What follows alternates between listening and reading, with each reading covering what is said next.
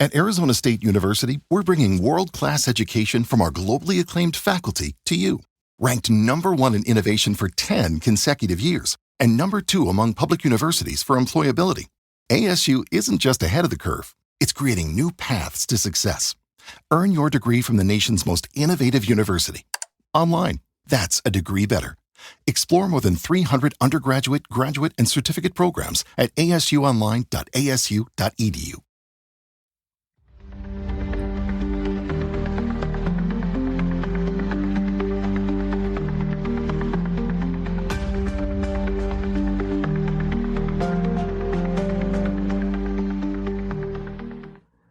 Hello, everybody, and welcome to this episode of True Crime Time for Monday, April the 14th, and I'm Woody Overton. I'm Cyndi Overton. We're back at it, about to bring y'all some knowledge from the college.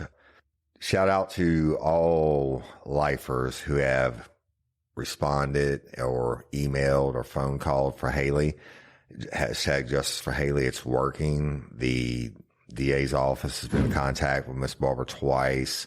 The news media did we posted in all our links, all our social media, but Fox 5 covered the story. And yeah, so just keep pushing, y'all. It's happening. The DA's office said they were signing their head of chief investigator to it, et cetera. But we want to keep the pressure up, and, it wouldn't have happened had y'all not done it and taken the time to do it. And please do so. And if you haven't already, all the contact numbers are in our social media. So we love y'all and thank you for doing that. Yes, thank you so much. All right. So remember last year when I don't know, it's like, probably last year when we were talking about your favorite LSU wide receiver at the moment, Lacy, number 2. Well, I got some news on him today, and we reported on, I'm going to start this for all our Louisiana listeners. It's a big story, but not really knowing what happened. So unfortunately, he's dead. But we'll start with the story, refresh you on it.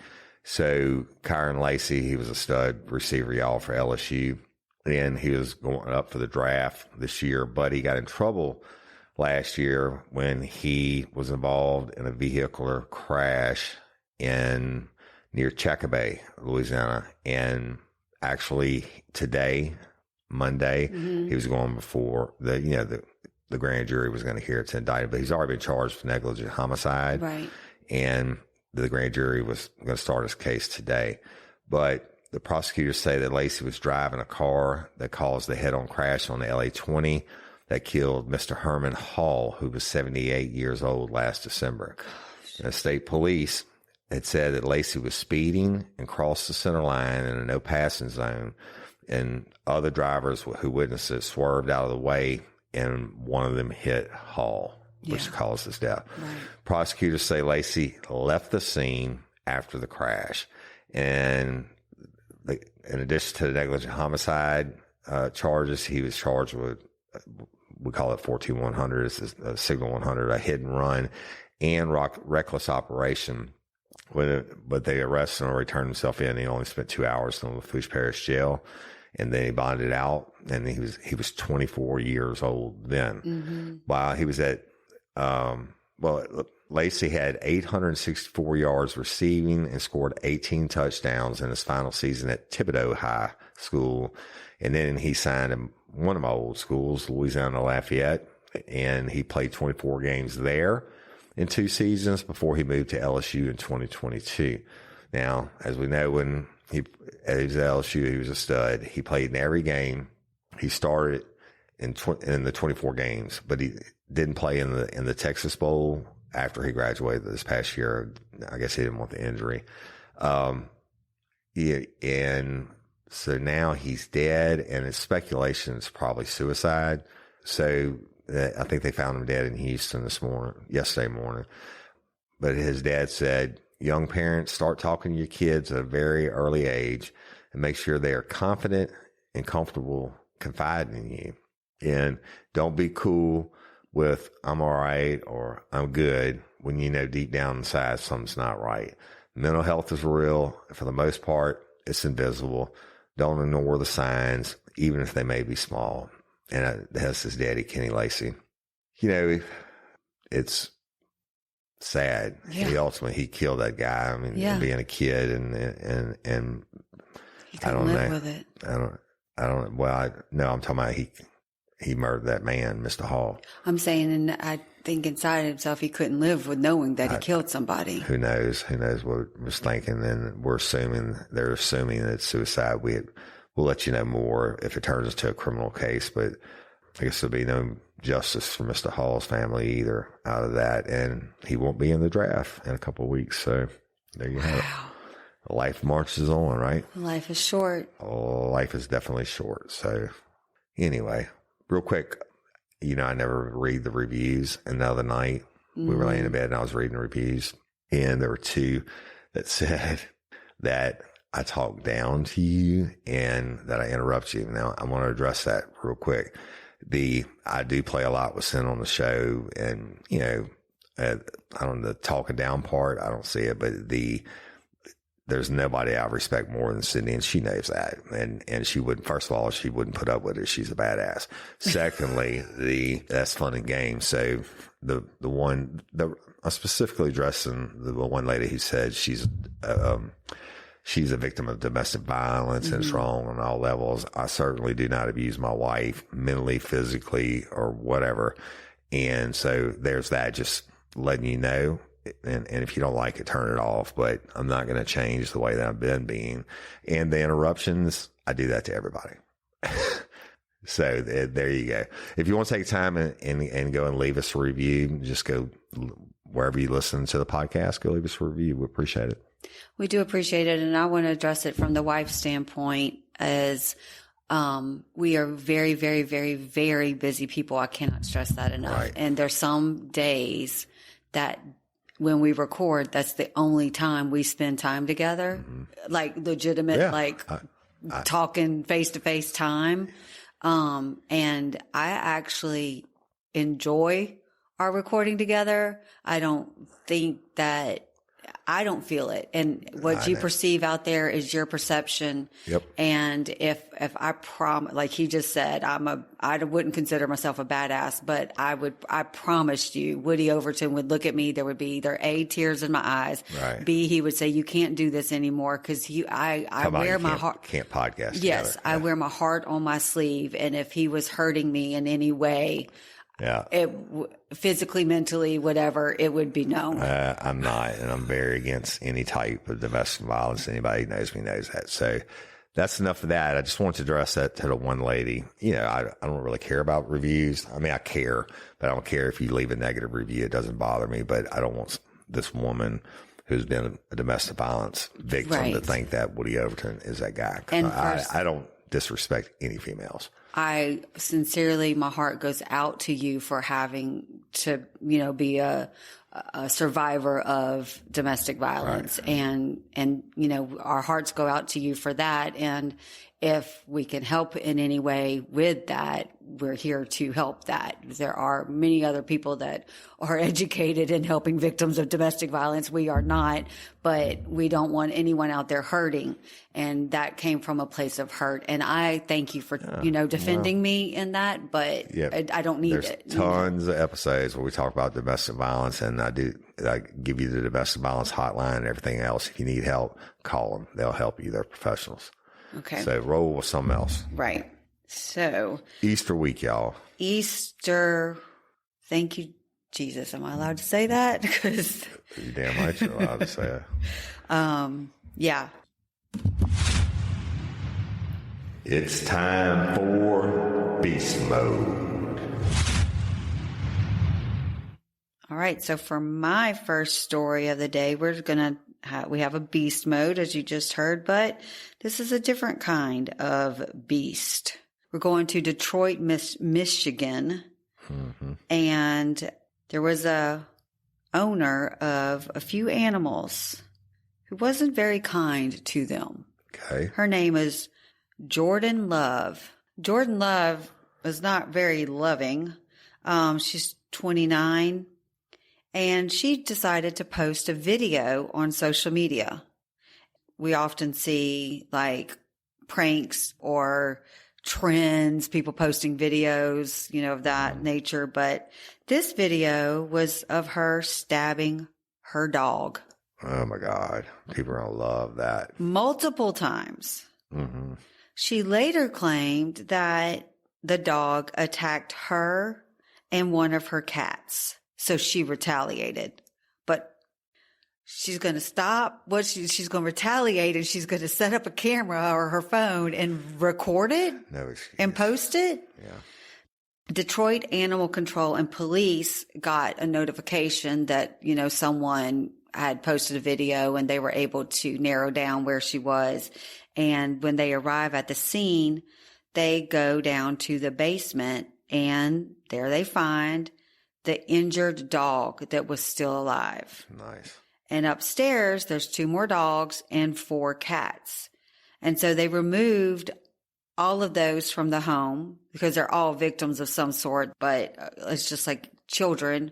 They beat one. Why not hurt the other ones? But thank goodness, from what they could tell, there was no injuries on the other ones. But where was Jordan? I don't know. She was gone. She ran. So after the stabbing, Jordan fled the state, and she went to Greenville, South Carolina. For 2 months, she was there. And this shocked me, but law enforcement actually tracked her down there for animal cruelty. Like, that's amazing to me that they took this under, I mean. I'm sure they had some inside knowledge of where she is by whatever, cell phones, or family live there or whatever. Well, they still went to go get her, and you've gone to get people, and it's expenses on the, well, you got to get them to prosecute. Yeah, exactly. And you're going to stab your fucking dog on camera? Fuck you. So they brought her back to face what she did. And on April 9th, she was extradited back to Michigan, and she was arraigned on April 10th and hit with some serious charges. And those charges were 2nd-degree killing, torturing of animals, and animal cruelty and abandonment.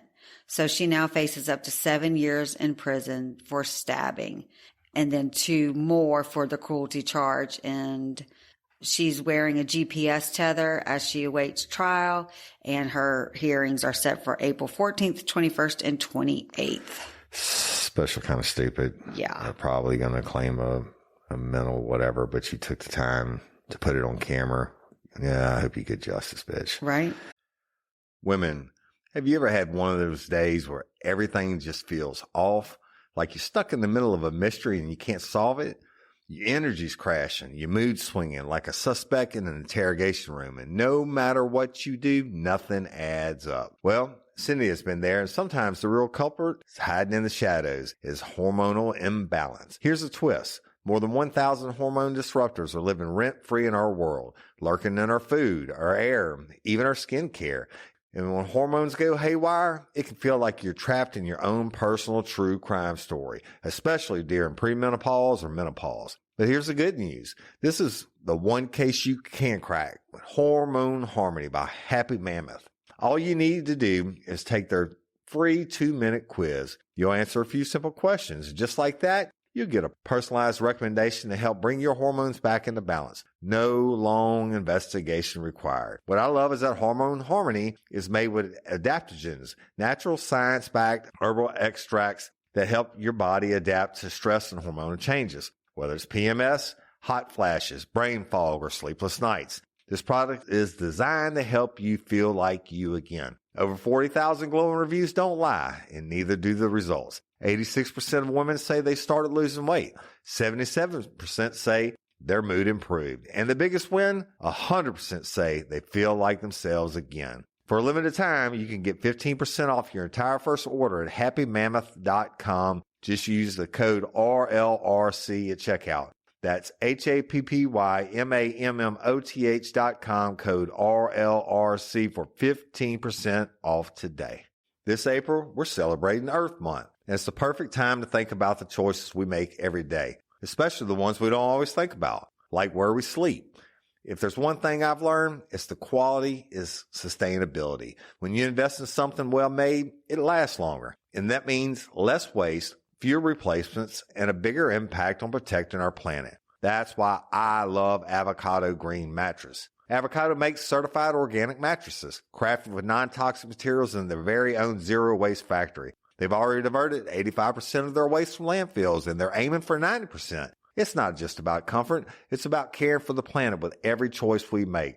And here's something I really love. Avocado is a proud member of the 1% for the planet. That means at least 1% of every dollar they earn goes straight to environmental nonprofits tackling climate change and protecting ecosystems. So when you choose avocado, you're not just sleeping better, you're giving back. If you're thinking about upgrading your mattress, do it with purpose. Choose one that's better for you and better for the planet. Head to avocadomattress.com today and save up to 10% on certified organic mattresses. Dream of better for you and the planet. So let's roll to South Carolina, and I do not have to ask Siri, do they have the death penalty? Because I know they do. Yeah. And they just executed a fine young gentleman. You're facetious. Yeah, I'm being facetious as AF. Mikal Mahdi, right? And they executed him because he was convicted of 2004 murders, including the death of an off-duty cop he shot and set on fire, right? So he's a big, big winner. But he got to choose which way he wanted to go. Oh. So he chose the firing squad. Okay. Okay. And where 3 correctional officers shot him. Mm-hmm. All that shit's planned out, y'all. I kind of think firing squad's kind of cool. But anyway, guess what he did before he was executed? What? And this has always interested me. His last meal. Because they didn't say, he said dick before they shot him up. He didn't have any final say so or I apologize or any of that bullshit. But he got him a big ass meal. And, don't you think you deserve a big meal for killing a cop and setting him on fire and this other person? The Wagyu steak, right? Well, Wagyu. No, I'm going to tell you about it in just a second. So naturally, his attorney says that, it's all horrible. And he had a choice between the lethal injection or the electric chair or the firing squad. He took the firing squad because he thought it was the lesser of the evils. And on the evening of Wednesday, April 9th, he ate his last meal. A fine dining offer made up of a ribeye steak, mushroom risotto, broccoli, and collard greens with cheesecake for dessert and sweet tea to drink. Now, isn't that nice? He got to have all that. And like I said, he didn't say anything. He went to hell straight up without apologizing. But anyway, when they lined him up and they shot him, the media, I told y'all, so many representatives of the media, so many representatives of his victim's family, if they choose. And his family actually get to be in the viewing rooms. And then they said when they shot him, he cried out. So he did speak a little bit on his way to hell. Mm-hmm. He cried out as the first bullets hit him, and he flexed his arms and he groaned. And a doctor then declared him dead at 6:05 p.m. So it was carried out. The execution was carried out in front of 9 witnesses, including his attorney and a member of the deceased cop's family, as well as representatives from the First Circuit Solicitor's Office and the Calhoun County Sheriff's Office.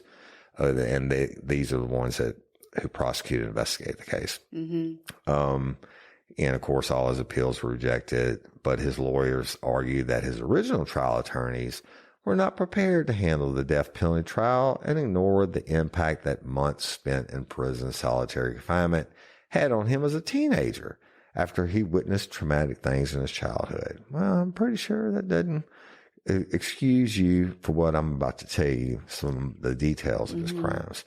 So Mahdi was convicted of the multi-state crime spree in July of 2004, which began in Virginia and ended in Florida. So he's running down the East Coast, killing and stealing.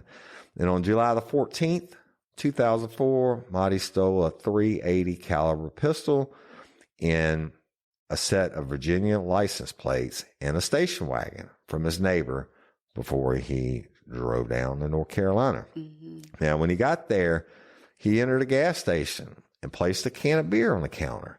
But the store clerk, because we ID now, everybody IDs. When they ID'd him, said, Sir, can we see your identification? Mahdi takes out the .380 and shot him dead. Jeez. Yep. Mahdi then took the beer.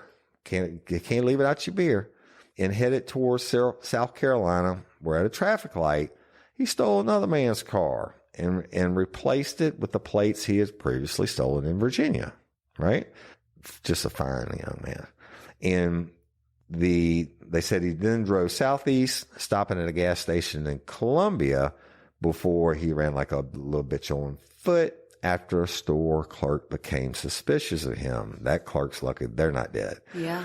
Mahdi later ended up at a farm owned by Captain James Myers, who was a law enforcement officer.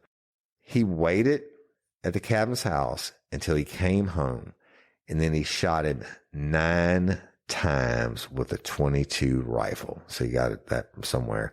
He then poured diesel fuel on Myers' body and set him on fire. Mahdi then, he's not done. He then runs like a little bitch to Florida, where he was spotted by police in Myers' car, right? He was then taken into custody. So South Carolina, good job at getting rid of this piece of shit. And his execution happened after Brad Simpson was put to death in South Carolina on March 7th, also by firing squad. And that marked the first U.S. firing squad death in 15 years and the fourth since 1976. And so I don't have to ask Siri about firing squads, because firing minds want to know. The other states that have the firing squad available are our neighbors in Mississippi, Oklahoma, and Utah. Mm-hmm. Hello, Jill. Hey, hopefully they got straight, didn't get straight, whoever you believe in, whatever. Yeah. Right? Yeah. I mean, a dude was just going to keep stealing cans of beer and killing people. I mean, why? Let's see your ID. You know, I love it when people ask me for my ID now. And I'm like, you must, because they think you're 18. Right? I'm like, you must want a big tip, huh? I look young as fuck, right? You keep telling yourself that. Yeah. I mean, they asked me. I don't think anybody looks closer to 18 than me. I don't either, baby. Right? I don't That's how it rolls. 18. I got, kids that are way older than that. Right? Yeah. So, all right, what you got? Well, did you happen to look up the big boy in Florida that got, that was up for execution? And Did they follow up on it? They followed up on it. And so he wasn't too fat after all. He wasn't too fat after all, but I did read, I don't remember his whole meal, but he had pork chops. Nice. And I believe he had cheesecake too. Nice. I'm not really a big cheesecake Oh, well, fan. that surprises me. These people that want cheesecake. Yeah, I don't know. But you know what? I don't know how close of time they give that to you, to the execution, but I know they'd be strapping a diaper on you so you shit it all over yourself. And I hope the last thoughts in your brain are what you did to put you there. So real quick before we get started, while we're on that, because this is rolling, and I hate this fucking story. The Menendez brothers, all right? They are rolling, so they're in the top of the news. They're getting their whatever re-sentence hearing, and y'all, I have no notes for going off the top of my head. Re-sentencing hearing this week. Yeah. It's happening. And like Rosie O'Donnell, who I don't care if you like her or don't like her. I've never gave a shit about her, and she doesn't even live in the country anymore because whoever's president and all that shit. Yeah. But she said she's in love with one of them, and she's in love with one of them. Developed a relationship over the years, and hopes they get out. And all these people are saying whatever. Well, you know what, y'all? The people that back them. Now I get it. I'm not saying they weren't sexually abused, but damn it, it happens every day. And how many people I worked with that were sexually abused and raped that didn't murder their parents, right? And the people who think these assholes deserve another shot, they should make them walk through that crime scene and see the parents' bodies blown in half, the mama dragging herself across the floor. They shot her, and they had to go outside and get more shotgun shells to reload the gun and come back in and finish blowing her to pieces. Yeah. So there's that. And so you can hashtag the Menendez brothers in the notes. I would be the new DA. There was absolute guarantee they were getting down. The new DA was like, ho, slow down, slow your roll. Let's look at this. But they still might get out. I don't know. But if they weren't famous and shit, then we wouldn't be talking about them. What about all the people who really deserve a shot? I know. Yeah. But whatever. I've seen other stories of people that have claimed that they are healed and better, and they get out and they go off and do the same thing again and crime is crime. Get away with it once. I don't know. Well, we are going to go to Peyton, Colorado, and this is a sad story. But there was a woman who's 97 years old. Damn. With dementia. Damn. And she had obviously trouble remembering things, and she was left alone in the snow. What? Yeah. So Peyton, Colorado is a rural town outside of Colorado Springs, and it's cold and quiet and 16-degree temperatures, and there's snow everywhere. I've never gone to see that, but I know you have. And so you can picture it much better than... I mean, anybody who watched Yellowstone can picture it too. Yeah. I mean, it's the mountains, the Rocky Mountains, it snows and it's cold. Yeah. So there were the 96-year-old woman's name was Correy Brewer, and she had cognitive impairments and she needed care and protection, whatever. She was vulnerable and the kind of person you look after. And this woman raised others and counted on someone to be there for her in her final years. But that's not quite what happened. She was left intentionally outside without a coat, without a phone, no shelter, nothing. She just left. Crazy. And unfortunately, we're dealing with this something like exact same type thing with dementia, which is such a absolutely horrible disease. And there's different levels and stages of dementia, but then there's different types of dementia, and we're dealing with, some extreme paranoia and all that in the person when, I had to go get them out of the woods at nighttime, and they can't even walk hardly. Yeah. And they have 24-hour care, blessed enough to have that. And so, I mean, if you're not there, you're supposed to be cared for. Yeah. And they didn't do it. She's 97 anyway. So on top of cognitive impairment, I get it. And 97, no matter what, but she was brought outside by somebody. Yeah. And then the next, in the snow, intentionally, 16 degrees, snow, I don't get it. No coat, no phone, no nothing. Yeah. And her family didn't report her missing until the next day. Yeah, they were probably ready for it to be done. And so they found her outside, frozen. Wow. I got goosebumps. I can't imagine. So the El Paso County coroner ruled it a homicide, and exposure to cold was the cause of death. Hypothermia. Can you imagine dying at 97 years old with cognitive impairment? You don't know what's going on. Yeah, that's probably the only blessing in the whole story. I hope her dementia was the level where she doesn't know. And like we're dealing with this, it's a level where they wouldn't know, but still that's torture. I mean, even if you're not aware, that you're outside, you've been left outside and you're freezing to death, it still sucks. So she has a grandson that's actually speaking out and, attempting in his own way to take accountability, but he doesn't have anything to be accountable. I mean, he's not the one that did it, but he was like, this woman, she made it through war. Right. She's made it through loss, through change, through generations of life. She's 97. I look at every time I look at someone that's elderly like that. Now we're getting pretty close to being elderly ourselves. Yeah. But I look at that, I think about the lives that they led. Right. These people have seen it. What have they seen? And what have they done? What we've seen in our... I know. And Shopify is a global commerce platform that helps you sell at every stage of your business and sell more with less effort thanks to the Shopify magic. Your AI-powered all-star. Sign up for a $1 per month trial period at shopify.com/redcircle, all lowercase. Go to shopify.com/redcircle now to grow your business, no matter what stage you're in. Shopify.com/redcircle. And to go out like that. And so the grandson says she died in the snow because someone decided she wasn't worth saving. It wasn't neglect. It was abandonment. They're tired of fucking with her. Yeah. I mean, oh my God. So we don't have any answers other than they know it was intentional.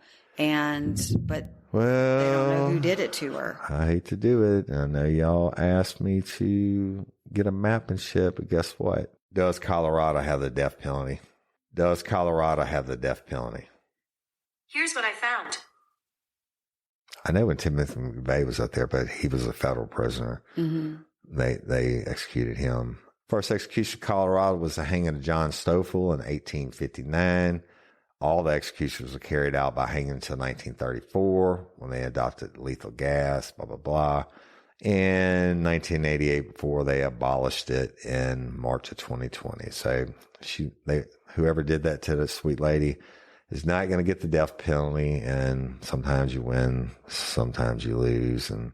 But I don't know. And then they're going to have a good time in prison. Well, even, I hate to say it this way, but even if she wasn't sweet anymore, 97 years old, people are having issues. And part of some of like when my grandmother, she got to where she wasn't, nice anymore. She was combative, but that doesn't mean you just say, oh, I'm going to leave you in the snow, right. Just because you're being horrible, you're being mean right now. That doesn't mean you leave them in the snow or leave them at all. All right. Well, it's just, I don't get it. I don't get it. But guess what? I'm going to end this episode with another Louisiana story. Okay. And I bet you dollars to donuts you have not heard about this, but you're going to know where I'm talking about. All righty. So I don't even know how to title this. This is actually funny as fuck. I've been on all the local news channels, WFB and WBRZ. I've had articles written up in the Advocate. That's the Morning Advocate, y'all. All the things in Baton Rouge. And I know the people there and, know the reporters and all that. Well, there's a town or city called Baker, Louisiana. And it's right outside of Baton Rouge where the Baton Rouge line is. If you're going north towards where I was raised, Clinton, you have the Baton Rouge line crosses into Baker, which is all part of East Baton Rouge Parish. Oh, you know what I'm going to do? I'm going to give a shout out to the ex-sheriff, Sid Gotro, who we got to see at Walk-Ons the other night. The sheriff was great to see you. What a stalwart of old school law enforcement he was for so many years. Also, I want to give a shout out to Walk-Ons. Matt Wisdom, the manager of Walk-Ons. And I want to give a shout out to Kevin Kool-Aid Garrett and shout out to Lopa and Lori Steele for showing up. Yes. Y'all, we were there for like 3 hours and we had lifers from all over come in. I got to take pictures with people, meet a lot of new people, see a lot of people that we already knew. But you know what? In 3 hours, we raised just the tips were going for Lopa because we hadn't done anything in a while. And Kevin came up with that. And he said, hey, I'm asking Matt to be behind the bar forever. And he said, if you get Woody Overton in, we'll do it. So Matt was super cool. He's a huge lifer and got us in and we did it. And just in tips now, look, we're not bartending. I served like just a couple beers. I know Kevin served a lot more than I did, but I was talking to people and stuff like that. And in the 3 hours we were there, we raised well over $500 just in tips. Yes. And what does Walk-Ons do? Walk-Ons Bistro, they're what an awesome organization. Yeah. They matched it. Yeah. And they hosted us first of all. And I think our bartenders, the young man and young lady that helped us, they were fire. We made sure they were tipped appropriately. But just to paraphrase, and thank you to, we just went live on the spot when we were there. Yeah. And Cyndi hit a straight donation button to Lopa and more money got donated that way. So thank y'all for doing it. But just think about that. Then in over 3 hours, we raised over $1,000 for Louisiana Organ Procurement Agency.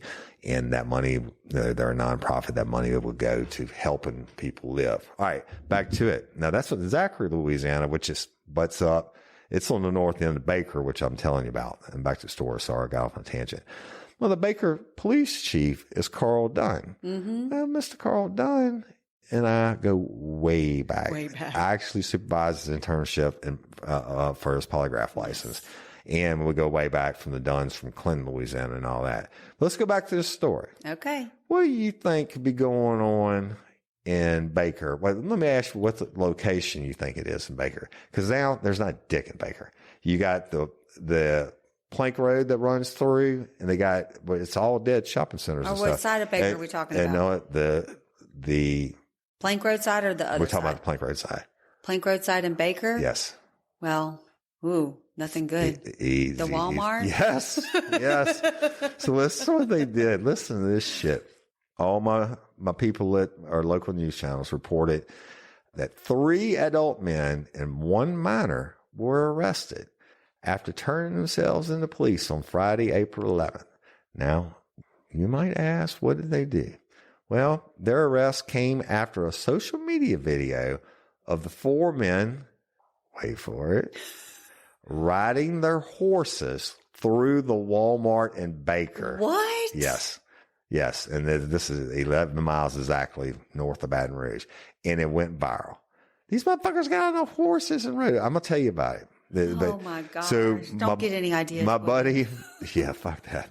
My buddy, Baker Police Chief Carl Dunn, he told all the news outlets that Brendan Bridgewater, who's 24, Patrick Derazan, who's 22, and Mason Webb, who's 18, turned themselves in and were charged with misdemeanor counts of entering and remaining at forbidden, disturbing the peace, and unlawful posting of criminal activity for notoriety and publicity. Now, that's one that wasn't there when I was a cop. Yes. Because we didn't have social media. Yeah. So that's a state offense which stops anyone from posting videos or photos on a public forum for attention. But they weren't alone. The 4th horseback rider was a 16-year-old boy, and he's been turned in also, and he faces the same charges. But several videos were posted on social media platforms, including TikTok and X and Facebook, and it shows the 4 horseback riders trotting down the aisle at the Baker Walmart on Groom Road. I hate to say it, but you had... The videos are going down there taping the bystanders said, and this was quotes, bystanders can be heard saying, "What the fuck?" And one person who appeared to be a Walmart employee laughed before suggesting that someone call the police because the group was going to scare the shit out of somebody. This is an employee on tape. Right. Laughed and said, somebody better call the cops because they're going to scare the shit out of somebody. Well, other footage, which was posted on TikTok, appeared to be taken from the perspective of one of the riders, as Big and Rich's 2004 song, "Save a Horse, Ride a Cowboy," right? It played, right? So my buddy Chief Dunn told the Advocate that the group's actions might be fun to them at the time, but this could have been real bad for the citizens. Horrible. So, I mean, those horses could have gone absolutely out of control. Absolutely. And he said, we got to always think of others before we act. And so later in an interview with WBRZ, Webb said he called himself and his friends the Cutthroat Cowboys. And he said the group didn't intend to hurt anyone with the stunt. He said, hey, it was fun. We were famous. That's all. This is his quotations. Jeez. And now, as the outlet asked about the viral social media clips, Webb says, we didn't want to hurt anybody, nobody or nothing. We always ride to Baker, and we just want to do it that day. Okay. Ride to the fucking Walmart. Yeah. So after someone off camera pointed out that there was a discussion around bringing dogs inside stores such as Walmart, Webb agreed, adding that his horse is his emotional support animal. So anyway, y'all, some bullshit charges. They're going to get slapped on the wrist. It's all misdemeanors and like $100 fine. But who in the fuck, come on, man. Yeah. Hold on one second. I'll see if I can play the video. Oh my God. They're on the horses, literally riding through. There's no audio. It's WRZ. There's 4 dudes riding the horse. They just rode in through the door. They're riding past the registers and they're headed down the aisle. And look, I stop at Walmart a lot of times, especially when I was with the state police or whatever. I'd stop and need some death wish? No. Well, I mean, if I got to go to Walmart, so hey, I go to Walmart like as least as possible. I probably had been in 2 years now, maybe in Toma, Wisconsin or something. Yeah, I probably went last year, and Toma was the last time. But that's where I told you about. You hear the story in Toma, the lady that hung herself, and I did it on the other show. In Toma, right there in the motherfucking sporting goods section, which I've been in 1,000 times, she gets a ladder from the hardware section, and goes in there and gets a rope and hangs herself. I did not hear that. Walmart. Story. But come on, man. It's, I mean, seriously, somebody could have got hurt, and I understand that. But the cutthroat cowboys are riding their horses, and right where I walked in the Walmart many times. Yeah, I've gone there too. It's pretty fucking funny. Many people have. It's pretty funny. And I know Chief Dunn had to get them arrested and all that. And they got millions of views and whatever. And I'm sure they need their ass beat. I mean, could you imagine what my daddy would have done to me? Yeah. But that's it.